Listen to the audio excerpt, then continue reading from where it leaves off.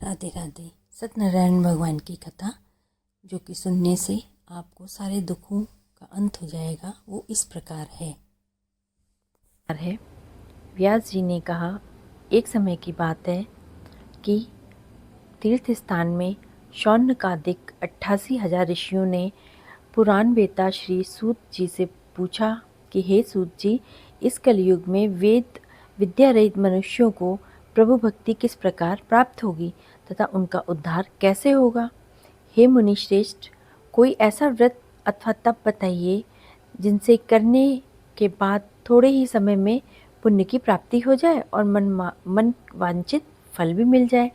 हमारी प्रबल इच्छा है कि आप हमें कोई ऐसी कथा सुनाएं।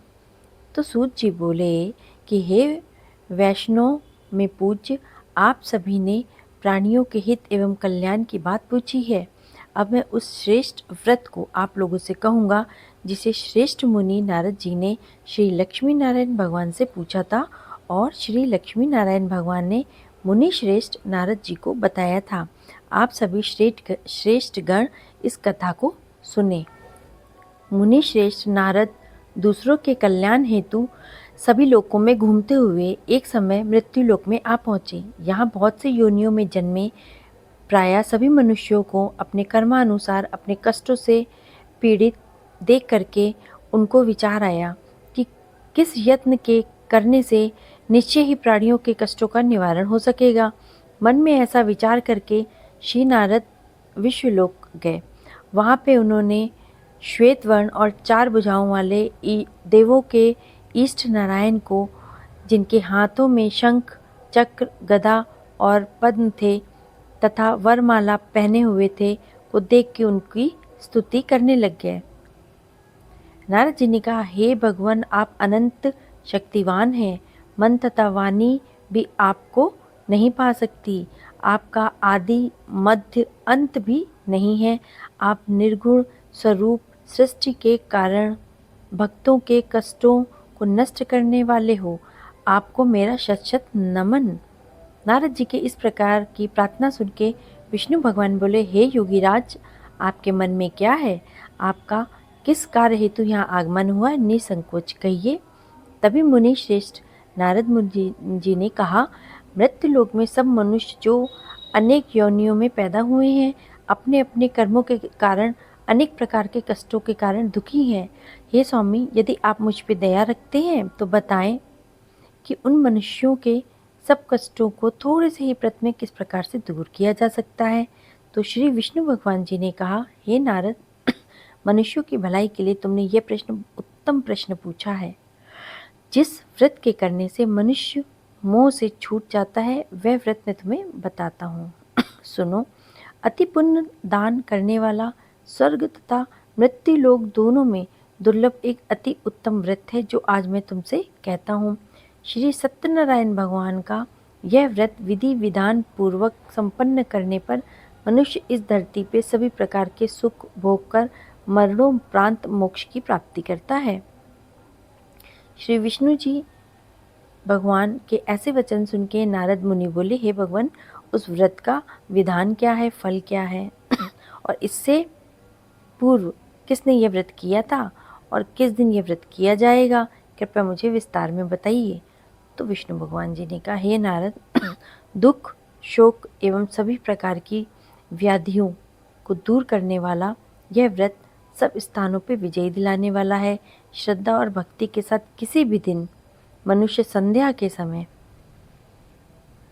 श्री सत्यनारायण भगवान की ब्राह्मणों और बंधुओं के साथ पूजा करें। भक्ति भाव से नैवेद्य केले का फल, नैवेद्य घी, शहद, शक्कर अथवा गुड़, दूध, गेहूं का आटा, सवाया लेवे। गेहूं के अभाव में साठी का चूर्ण भी ले सकते हैं आप लोग। इन सभी को भक्ति भाव से भगवान श्री नारायण को अर्पण करना है। बंधु और ब्राह्मणों सहित सबको भोजन कराएं। इसके पश्चात स्वयं भोजन करें। रात्रि में श्री सत्यनारायण भगवान के गीत आदि का आयोजन करें। सत्यनारायण भगवान का स्मरण करते हुए समय को व्यतीत करें। इस तरह से जो मनुष्य व्रत करता है उसकी सभी मनोकामनाएं पूर्ण होती हैं। विशेष रूप से कलयुग में मृत्यु लोक में यही एक ऐसा उपाय है जिससे अल्प समय और कम धन में महान पुण्य की प्राप्ति हो सकती है। सत्यनारायण कथा का दूसरा अध्याय। सूत जी ने कहा, हे ऋषियों, जिन्हें प्राचीन काल में इस व्रत को किया है उनका इतिहास मैं आप सबसे कहता हूँ, ध्यान से सुनो। अति सुंदर काशीपुर नगरी में एक अति निर्धन ब्राह्मण वास करता था। वह भूख और प्यास से बेचैन होकर हर समय दुखी रहता था। ब्राह्मणों से प्रेम करने वाले श्री विष्णु भगवान ने उसको दुखी देख के एक दिन बुढ़े ब्राह्मण का रूप धारण किया और निर्धन ब्राह्मण के पास आके बोले, हे ब्राह्मण, तुम हर समय ही दुखी होकर पृथ्वी पे क्यों घूमते हो? हे श्रेष्ठ ब्राह्मण, अपनी व्यथा मुझे कहो, मैं सुनना चाहता हूँ। कष्टों से घिरे हुए इस ब्राह्मण ने बोला, मैं निर्धन ब्राह्मण हूँ, भिक्षा के लिए पृथ्वी पे मारा मारा फिरता हूँ। हे भगवान, यदि आप इससे मुक्ति पाने का मुझे कोई उपाय जानते हैं तो कृपा कर मुझे बताएं। बूढ़े ब्राह्मण का रूप धारण किए हुए श्री विष्णु भगवान जी ने बोला, हे ब्राह्मण, श्री सत्यनारायण भगवान मनवांछित फल देते हैं, इसीलिए तुम उनका विधि पूर्वक पूजन करो, जिसके करने से मनुष्य सब दुखों से मुक्ति पाता है। दरिद्र ब्राह्मण को व्रत का संपूर्ण विधान बता के बुढ़े ब्राह्मण का रूप धरे श्री सत्यनारायण भगवान जी अंतर्ध्यान हो गए। बुढ़े ब्राह्मण ने जिस व्रत को बतलाया मैं उसको अवश्य विधि विधान सहित करूँगा, ऐसे निश्चय करके वह दरिद्र ब्राह्मण घर चला गया। परंतु उस रात उसको नींद ही नहीं आई। अगले दिन वो जल्दी उठा और सत्यनारायण भगवान जी का व्रत करने का उसने निश्चय किया। भिक्षा मांगने के लिए चल दिया। उस दिन उसको भिक्षा में अधिक धन मिला, जिससे उसने पूजा का सारा सामान भी खरीद लिया और घर आके अपने बंधु और घर वालों के साथ विधि पूर्वक भगवान श्री सत्यनारायण भगवान का व्रत किया। इसके करने से वह गरीब ब्राह्मण सब कष्टों से छूट के अति धनवान हो गया। उस समय से वह ब्राह्मण हर माह से व्रत करने लग गया। सत्यनारायण भगवान के व्रत को जो भी शास्त्र विधि के अनुसार श्रद्धा पूर्वक करता है वह सब तरह के कष्टों से मुक्ति पाता है। जो भी मनुष्य श्री सत्यनारायण भगवान का व्रत करेगा वह सब कष्टों से छूट जाएगा। इस तरह नारद जी ने सत्यनारायण भगवान का कहा हुआ यह व्रत मैंने तुमसे कहा। हे श्रेष्ठ ब्राह्मणों, आप और जो इसको सुन रहा है उसकी सबकी मनोकामनाएं पूर्ण कहें।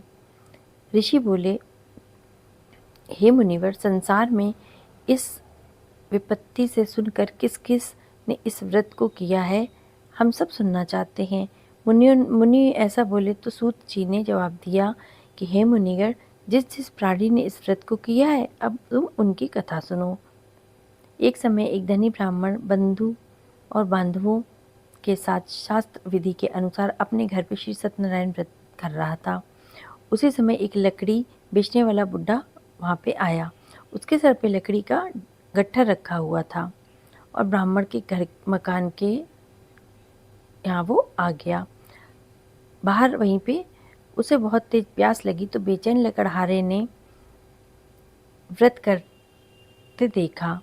वह प्यास को भूल गया। उसने अभिनंदन किया और पूछा, हे ब्राह्मण, आप ये किसकी पूजा कर रहे हैं? इस व्रत को करने से क्या फल मिलता है, कृपा कर मुझे बताएं। तब उस ब्राह्मण ने कहा, इस व्रत से सभी मनोकामनाएं पूर्ण होती हैं। यह व्रत श्री सत्यनारायण भगवान का है। इतनी ही कृपा से मेरे यहाँ धन ऐश्वर्य का आगमन हुआ है। इनकी कृपा से ही आज मैं धनवान बना हूँ। ब्राह्मण से इस व्रत के बारे में जानकर वह लकड़हारा अत्यंत प्रसन्न हुआ। भगवान का चरणामृत लेके और भोजन करने के पश्चात वह अपने घर को चला गया। अगले दिन लकड़हारे ने अपने मन में यह संकल्प किया कि आज गांव में लकड़ी बेचने से जो धन मिलेगा उसी से वो भगवान सत्यनारायण का श्रेष्ठ व्रत करेगा। मन में ऐसा विचार करके वह लकड़हारा लकड़ियों का गट्ठर अपने सर पे रखा और जिस नगर के धनवान लोग रहते हैं, जिस नगर में ऐसे सुंदर नगर में चला गया। उस दिन उसे उस लकड़ियों का दाम पहले से 2 गुना मिला। तब वह बुढ़ा लकड़हारा बहुत प्रसन्न होके उसने पके हुए केले, शक्कर, शहद, घी, दूध, दही और गेहूं का चूर्ण इत्यादि सब लिया और भगवान श्री सत्यनारायण भगवान जी का व्रत की सभी सामग्री लेके वो घर आ गया। फिर उसने अपने बंधुओं के साथ उन सबको बुला के विधि विधान से भगवान जी का पूजन किया और व्रत किया।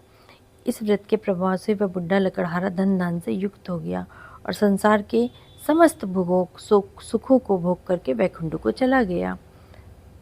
अब आता है सत्यनारायण भगवान का तीसरा अध्याय। श्री सूत जी ने बोला कि हे श्रेष्ठ मुनि, अब मैं आगे की एक कथा आपको बताता हूँ। प्राचीन काल में उल्कामुख नाम का एक महान ज्ञानी राजा था। वह बहुत ही सत्यवादी था और जितेंद्रिय था। प्रतिदिन मंदिरों में जाता, गरीबों को धन देके उनके दुखों को दूर करता था। उसकी पत्नी कमल के समान सुंदर मुख वाली और सती साध्वी थी। एक दिन भद्रशिला नदी के तट पे वे दोनों विधि विधान सहित श्री सत्यनारायण भगवान का व्रत कर रहे थे। उस समय वहाँ साधु नामक एक वैश्य आया। उसके पास व्यापार के लिए बहुत सारा धन था। वह वैश्य नाव को नदी किनारे पे ठहरा के राजा के पास आ गया। राजा को व्रत करते हुए देख के वे विनम्रता पूर्वक पूछा, हे राजन, ये आप कौन सा व्रत कर रहे हैं?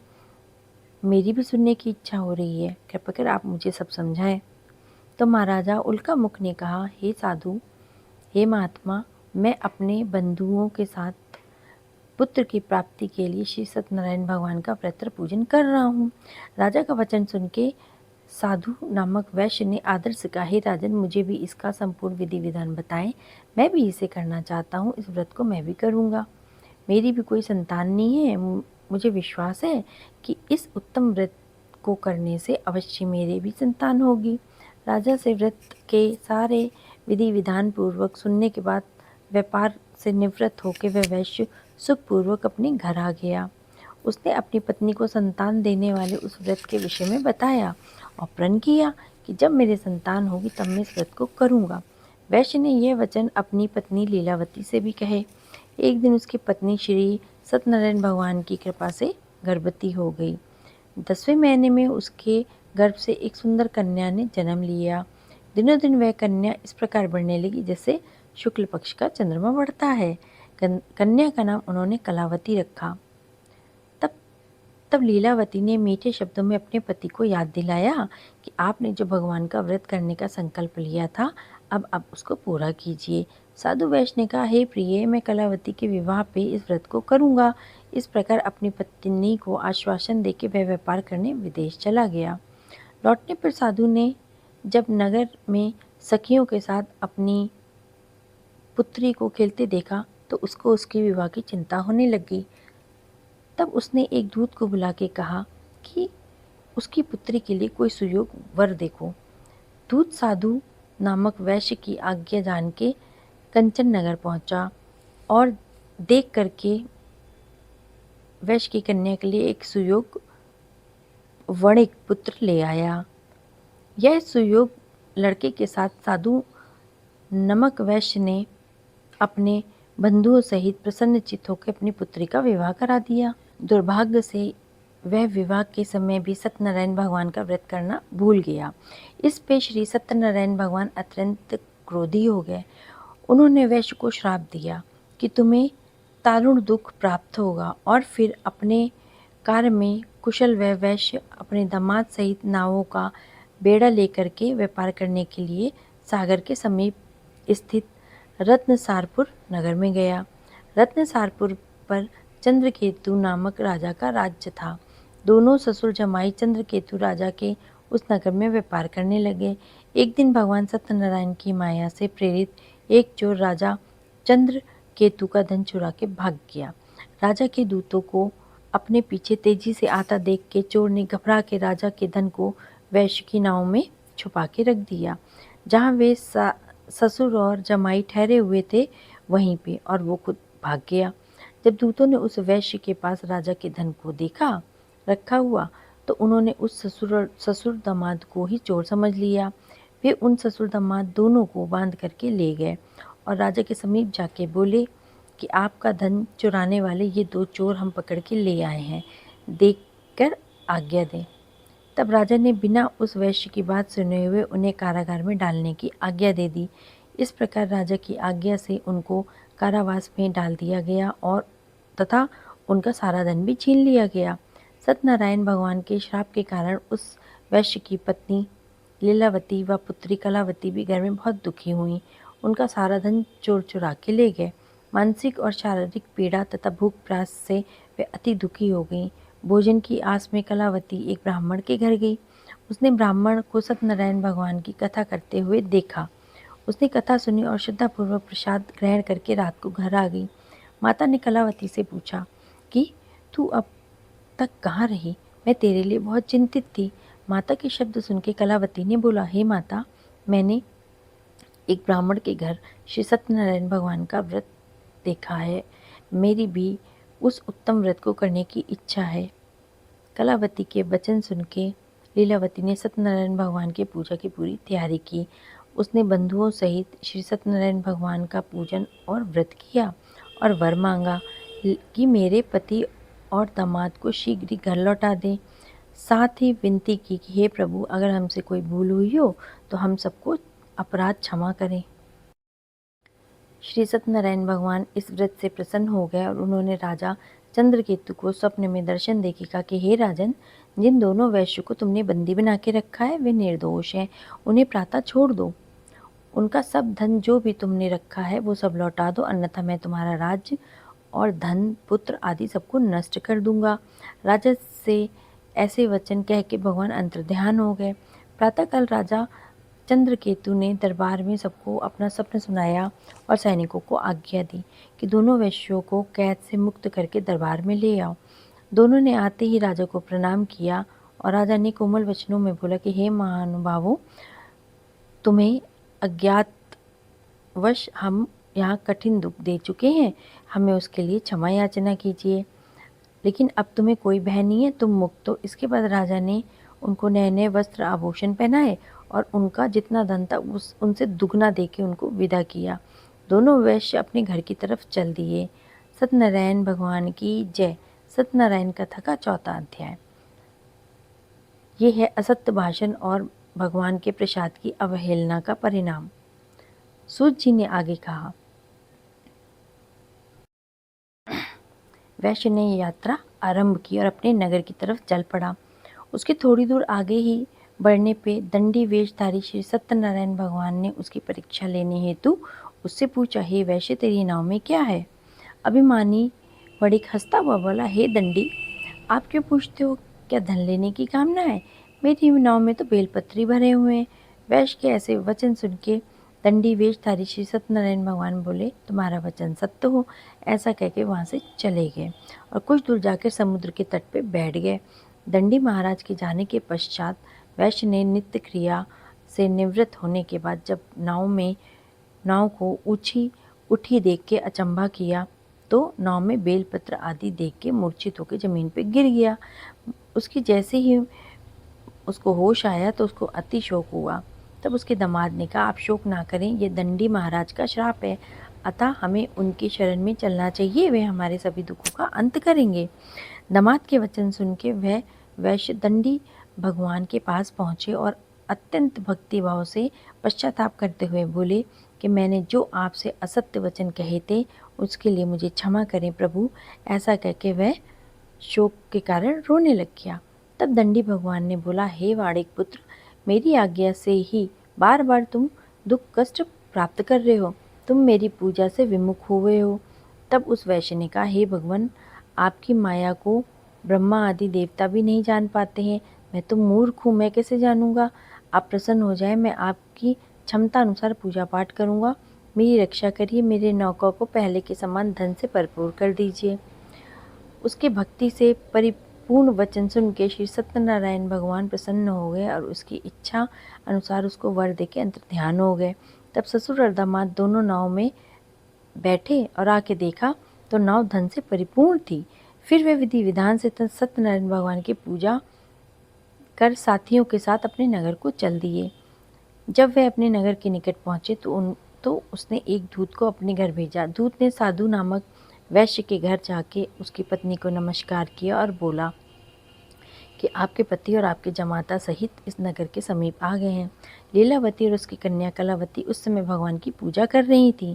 दूत का उनका वचन सुन के साधु की पत्नी ने बड़े ही हर्षोल्लास के साथ सत्यनारायण भगवान का पूजन पूर्ण किया और अपनी पुत्री से कहा, मैं अपने पति के साथ दर्शन करने जा रही हूँ, तुम पूजन पूर्ण करने के बाद शीघ्र ही आ जाना। परंतु कलावती पूजन एवं प्रसाद छोड़ के अपने पति के दर्शन की तरफ चल दी। पूजन एवं प्रसाद की अवहेलना के कारण भगवान सत्यनारायण उससे रुष्ट हो गए। उसके पति को नाव सहित पानी में डुबो दिया। कलावती अपने पति को ना पाकर रोती हुई जमीन पर गिर पड़ी। नौका को डूबता हुआ देख के कन्या ने रोते हुए देखा कि साधु नामक वैश्य द्रवित होकर बोला कि हे प्रभु, मुझसे या मेरे परिवार से अज्ञानतावश जो भी अपराध हुआ है उसके लिए क्षमा करें।